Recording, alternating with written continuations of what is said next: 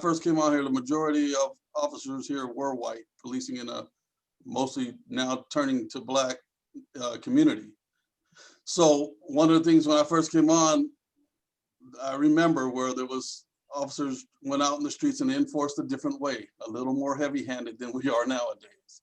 And because I didn't operate that way, because a lot of people I came in contact with, I knew or I knew of them, and that's just not the type of person I was.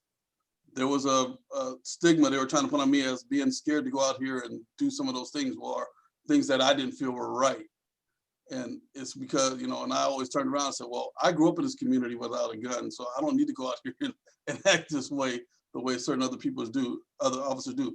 And let me go to another part where I remember when we'd go to a call and there may be a person shot in the street, a dead person, gang member.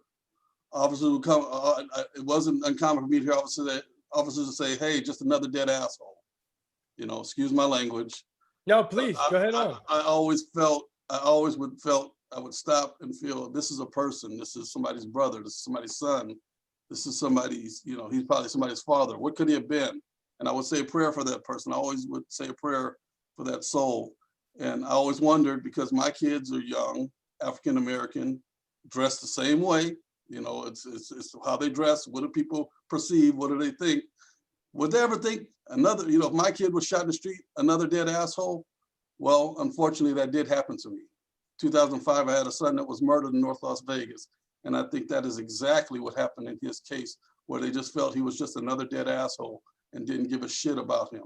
And I experienced that. So don't think we don't go through the same things that everybody else goes through in our lives also as officers. We have to deal with some of the same things. And a lot of us officers know we got people, of course, as all of us all know, we got people we know that aren't probably good people that are around us that we've affiliated with that we know about.